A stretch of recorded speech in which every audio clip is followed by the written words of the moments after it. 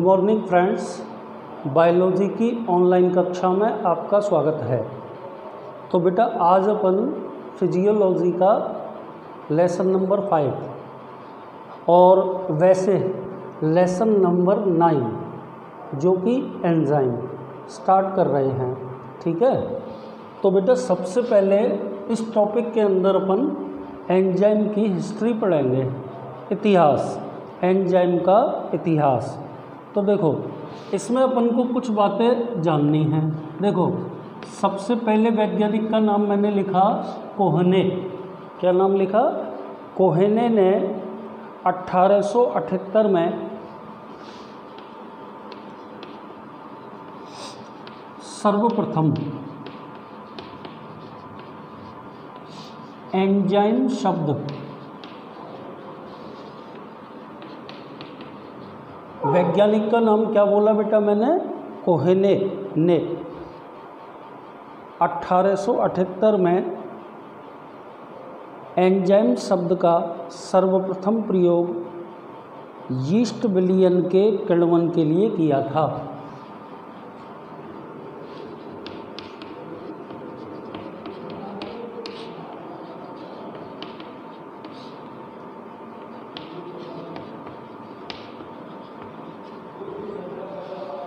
Yeast विलयन के किण्वन हेतु किया था। तो बेटा पॉइंट नंबर पहला तो आपको ये बोलना है, मैं रिपीट कर देता हूँ कि कोहने ने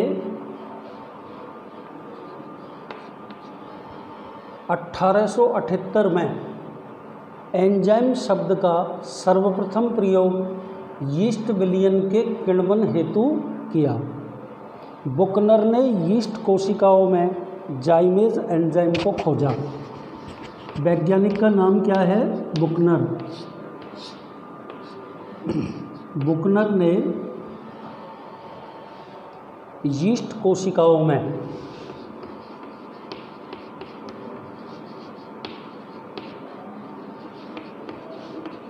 जाइमेज एंजाइम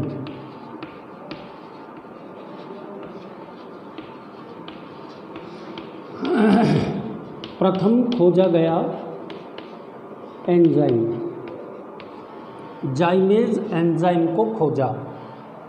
बुकनर ने यीस्ट कोशिकाओं में जाइमेज एंजाइम को खोजा। ठीक है, ये ना प्रथम खोजा गया एंजाइम है जो कि मैं आपके सामने ब्लैक बोर्ड पे लिख चुका हूँ। तीसरे पर आइए, बर्जीलियस नामक वैज्ञानिक ने एंजाइम की सबसे पहले, वैज्ञानिक का नाम क्या लिख रहा हूँ बेटा मैं? वर्जीलियस ने, वैज्ञानिक का नाम क्या लिखा है मैंने? बर्जीलियस। बर्जीलियस ने एंजाइम की सबसे पहले जैव उत्प्रेरकों के रूप में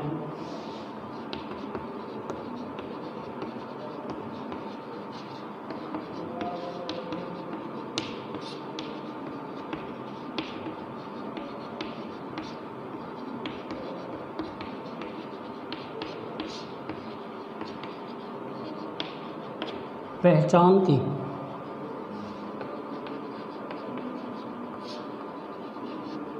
और नंबर 4 पे पढ़ेंगे बेटा, सुमनर ने सर्वप्रथम यूरिएज एंजाइम को, वैज्ञानिक का नाम क्या है? सुमनर ने सर्वप्रथम यूरिएज नामक एंजाइम को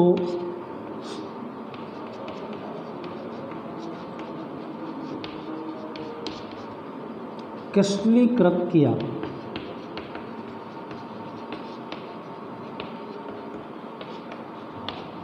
तो देखो बेटा एंजाइम से संबंधित एक्चुअल में अपन क्या पढ़ रहे हैं? आज जो लेसन अपन ने शुरू किया है वो कौन सा है? एंजाइम। और अपन पढ़ रहे हैं बेटा एंजाइम का इतिहास। और एंजाइम के इतिहास में और भी अपन को कुछ बातें पढ़नी हैं, लेकिन 4 पॉइंट मैंने आपके सामने बोर्ड पे लिख दिए हैं। चारों के चारों पॉइंट काफ़ी इम्पोर्टेंट हैं और आपको याद करने हैं। तो चारों के चारों पॉइंट्स एक बार मैं आपके सामने बोल देता हूँ, ताकि और आने वाले पॉइंट्स को मैं आपके सामने बोर्ड पे लिख दूँ। तो देखो, सबसे पहला वैज्ञानिक क्या लिखा है? कोहनेट ने 1878 में सर्वप्रथम एंजाइम शब्द का प्रयोग यीस्ट विलयन के किण्वन हेतु किया। पॉइंट नंबर 2 पे आ जाइए। बुकनर ने यीस्ट कोशिकाओं में कौन सा एंजाइम खोजा? जाइमेज एंजाइम खोजा।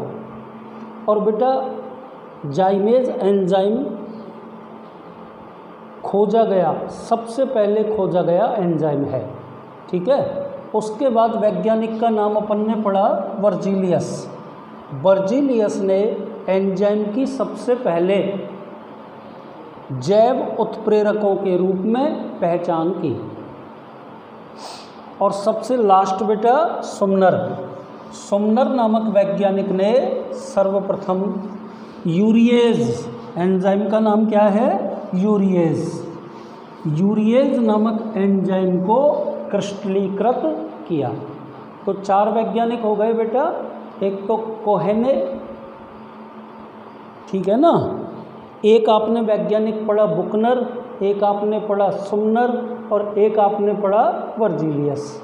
इसके अलावा 1-2 पॉइंट्स आपको एंजाइम की हिस्ट्री में और पढ़ने हैं, तो वो मैं आपके सामने आगे 5वें पॉइंट से स्टार्ट करता हूँ। तो अब आप क्या पढ़ेंगे? सुमनर एवं नॉर्थरोप ने प्रमाणित किया।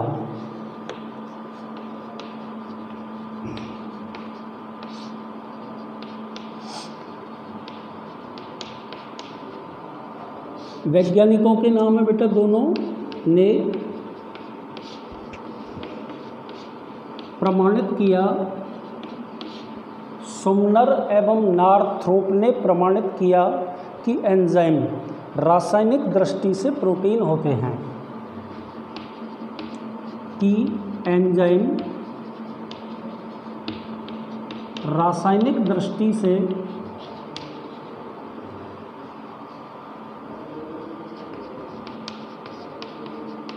प्रोटीन होते हैं।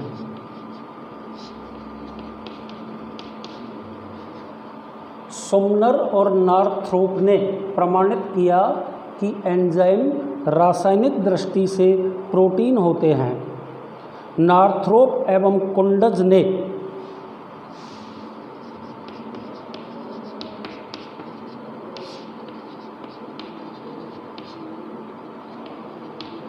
ये भी दोनों वैज्ञानिकों के नाम हैं। क्या क्या नाम लिखे हैं? नॉर्थरोज एवं कुंडज ने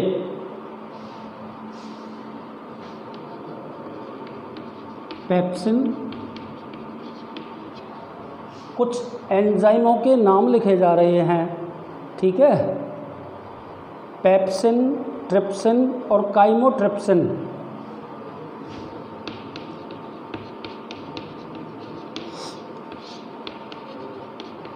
काइमोट्रिप्सिन एंजाइम्स का क्रिस्टलीकरण किया।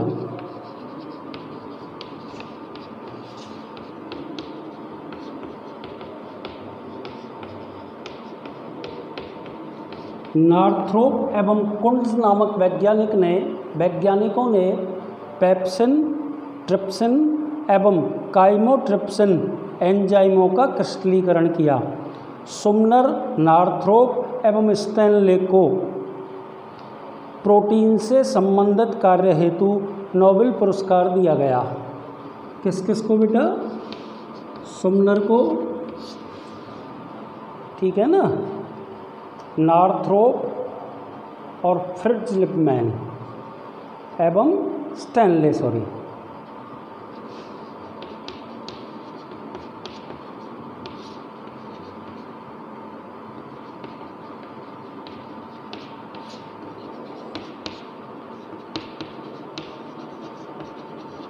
एंजाइम की प्रोटीन प्रकृति।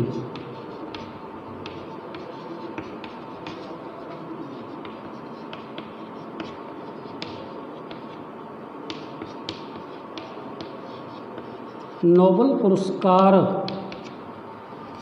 प्रदान किया गया। कौन कौन से वैज्ञानिकों को?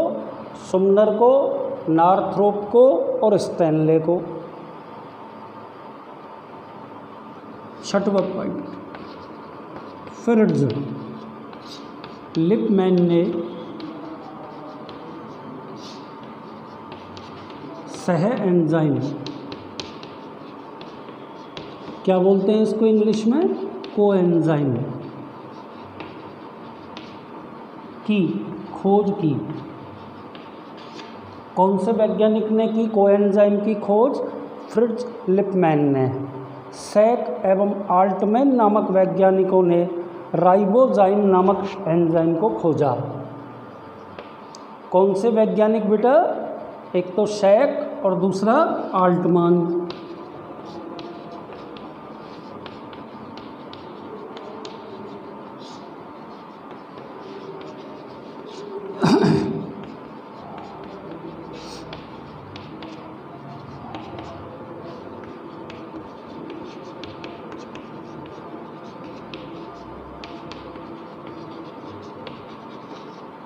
एंजाइम का नाम क्या लिखा है बोर्ड पे?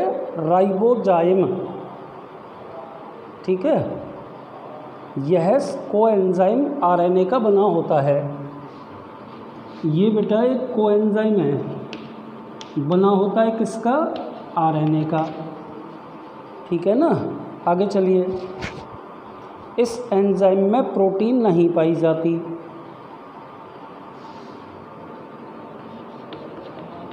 प्रोटीन नहीं पाई जाती और ये आरएनए संबंधन बताऊंगा अभी,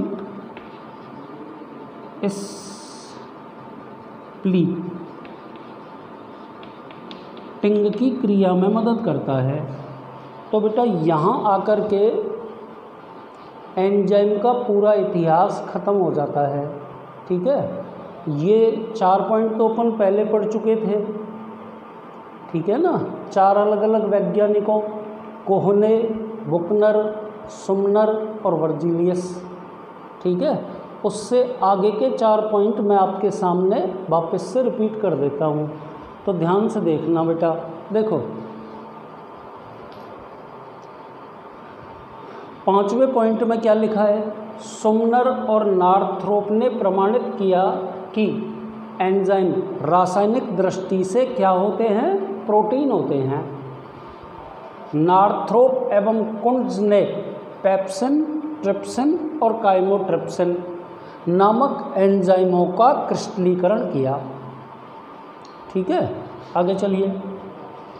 सुमनर, नॉर्थरोप और स्टैनले को एंजाइम की प्रोटीन प्रकृति बताने हेतु नोबेल पुरस्कार से सम्मानित किया।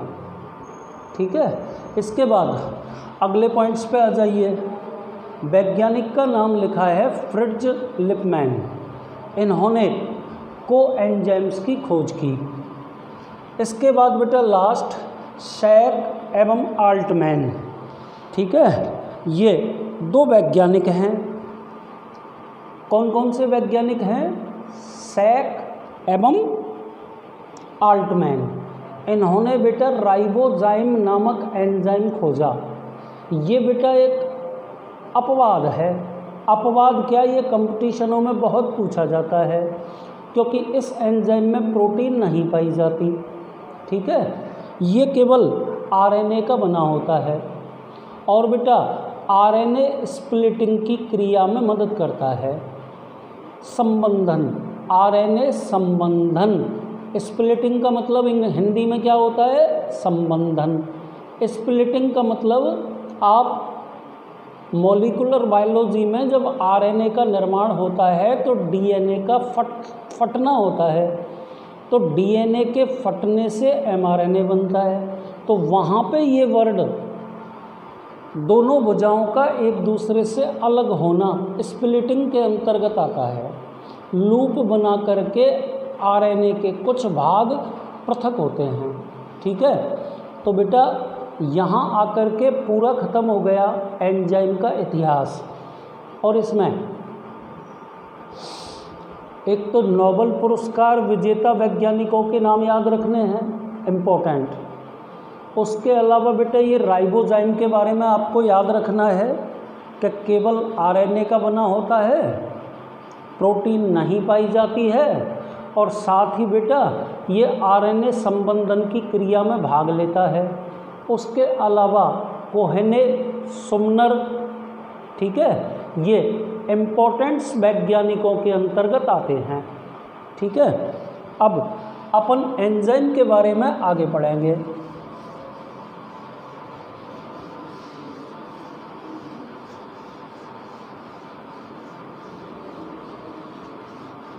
ठीक है बेटा, तो देखो आप आगे एंजाइम।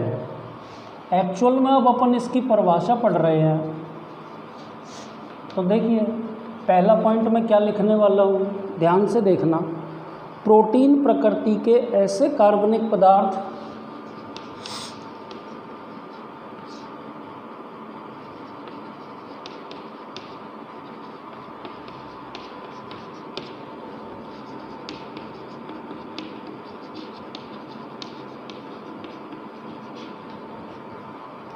प्रोटीन प्रकृति के ऐसे कार्बनिक पदार्थ जो जीव कोशिकाओं में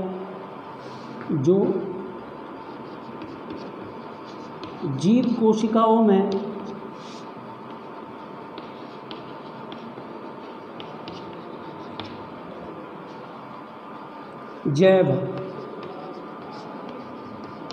उत्प्रेरकों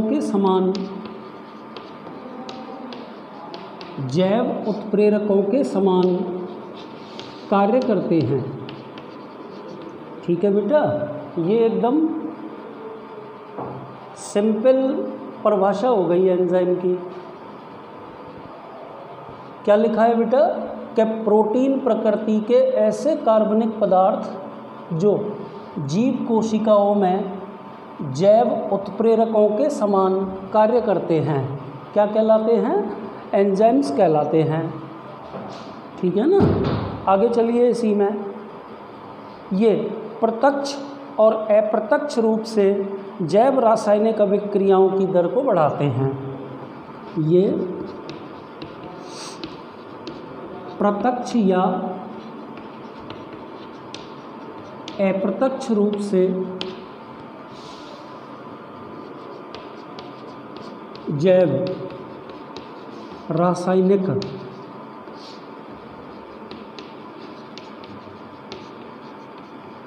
अभिक्रियाओं की दर को बढ़ाते हैं। ठीक है ना, ये प्रत्यक्ष और अप्रत्यक्ष रूप से जैव रासायनिक अभिक्रियाओं की दर को बढ़ाते हैं, अर्थात एंजाइम अभिकारकों की सक्रियण ऊर्जा को कम करके, अर्थात एंजाइम अभिकारकों की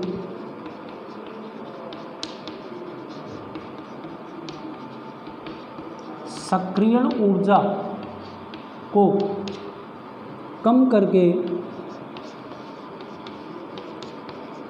रासायनिक अभिक्रिया की गति, रासायनिक अभिक्रिया की दर बढ़ाते हैं। तो बेटा ये आपके सामने एंजाइम की परिभाषा मैंने विस्तारित रूप में लिख दी। क्या लिखा है इसमें बेटा कि प्रोटीन प्रकृति के ऐसे कार्बनिक पदार्थ जो जीव कोशिकाओं में जैव उत्प्रेरकों के समान कार्य करते हैं। ठीक है, क्या कहलाते हैं बेटा? एंजाइम्स कहलाते हैं। आगे चलिए। ये प्रत्यक्ष या अप्रत्यक्ष रूप से जैव रासायनिक अभिक्रियाओं की दर को बढ़ाते हैं। एक्चुअल में ये अभिकारकों की सक्रियण ऊर्जा के मान को कम करके रासायनिक अभिक्रिया की दर अथवा गति इंक्रीज करते हैं। ठीक है बेटा, तो देखो सिंपल वे में अपन कहें तो जीव विज्ञान में जैव उत्प्रेरकों को एंजाइम कहते हैं। आगे चलिए, इसी में एंजाइम को जैव उत्प्रेरक भी कहा जाता है।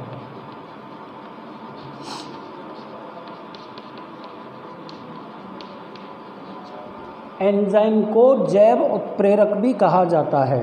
रासायनिक दृष्टि से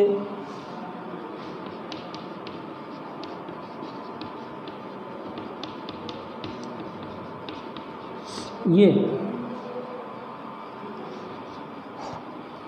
प्रोटीन के बने होते हैं।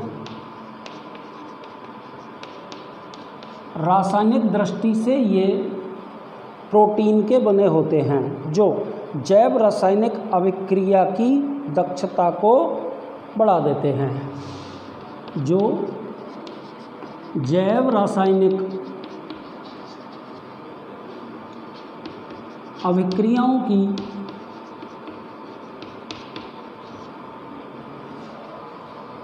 दक्षता को बढ़ा देते हैं, ठीक है ना। परंतु स्वयं अभिक्रिया के दौरान, परंतु स्वयं में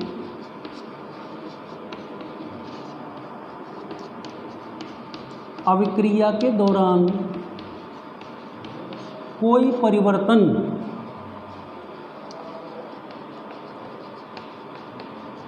नहीं होता। तो बेटा ये भी इसके बारे में विशिष्ट बात है और ये भी आपको याद रखनी पड़ेगी। क्या लिखा है मैंने बोर्ड पे, देखिए, एंजाइम को जैव उत्प्रेरक भी कहा जाता है। रासायनिक दृष्टि से एंजाइम प्रोटीन के बने होते हैं जो जैव रासायनिक अभिक्रिया की दक्षता को बढ़ाते हैं। सुन लिया ना, जैव रासायनिक अभिक्रिया की दक्षता को बढ़ाते हैं। आगे क्या लिखा है, परंतु स्वयं में अभिक्रिया के दौरान कोई परिवर्तन नहीं होता। ठीक है, तो बेटा अपना 2 टॉपिक ख़त्म कर चुके हैं। एक तो अपन ने एंजाइम का इतिहास पढ़ लिया और दूसरे अपन ने एंजाइम को परिभाषित कर लिया। ठीक है, अब अपन पढ़ रहे हैं उपापचय किसे कहते हैं और उपापचय कितने प्रकार का होता है। तो उपापचय को इंग्लिश में क्या बोलते हैं, मेटाबॉलिज्म। ठीक है, कितने प्रकार का होता है, 2 उपचयी अभिक्रियाएं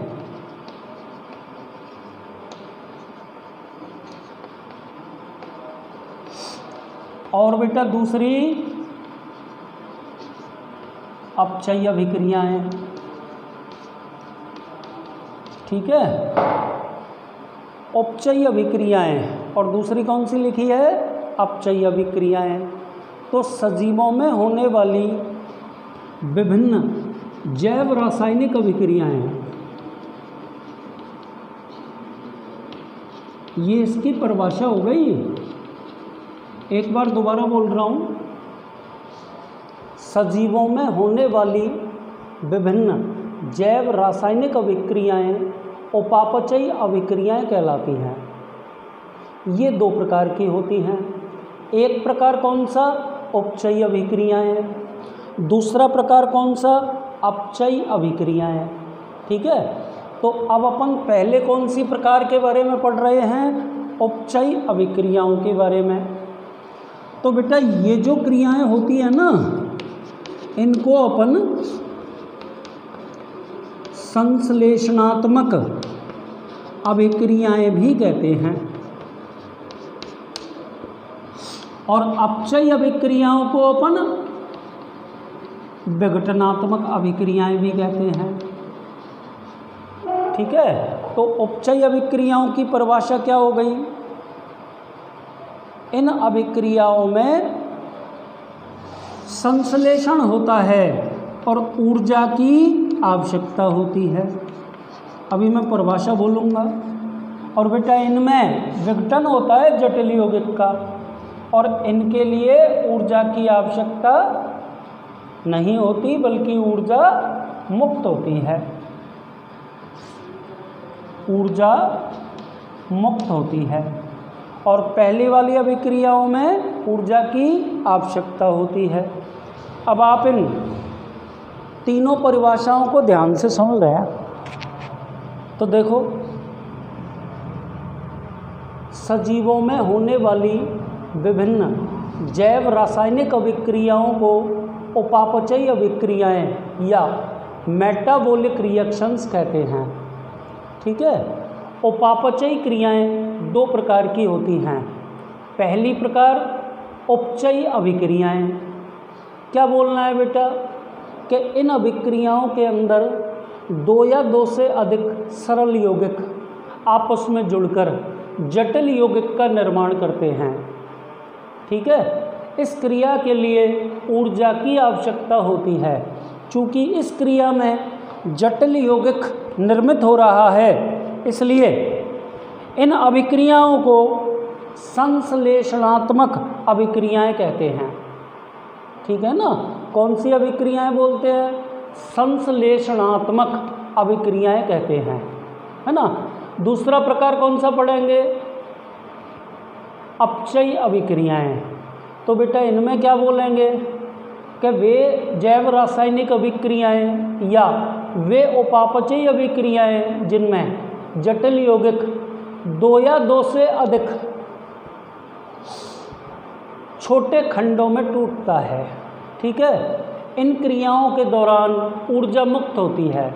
ये विघटनात्मक क्रियाएं हैं, क्योंकि इन क्रियाओं में एक जटिल यौगिक टूटकर सरल यौगिकों का निर्माण करता है। ठीक है बेटा, तो ये ना उपचयी और अपचयी अभिक्रियाओं के प्रकार हो गए। ठीक है, तो देखो बेटा, आज की क्लास में अपन ने अभी तक एंजाइम्स की परिभाषा पढ़ ली बेटा, एंजाइम्स का इतिहास पढ़ लिया बेटा।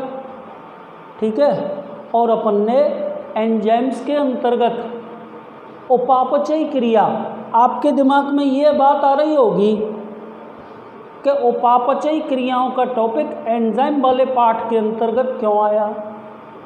तो बेटा शरीर की विभिन्न उपापचयी क्रियाएं एंजाइम्स के द्वारा ही होती हैं। जैसे आप पाचक एंजाइम्स की बात करते हैं, श्वसन की क्रिया के अंदर भी बहुत सारे एंजाइम्स की श्रृंखला, प्रकाश संश्लेषण में भी बहुत सारे एंजाइम्स की श्रृंखला। तो कुल मिला के एंजाइम्स का विशिष्ट रोल होता है किसमें? जीवों की उपापचयी क्रियाओं को पूर्ण करने में। ठीक है, तो कल की क्लास से बेटा अपन एंजाइम्स की संरचना, ठीक है, पढ़ेंगे और ध्यानपूर्वक लगातार आप घर पे पढ़ते रहना। धन्यवाद।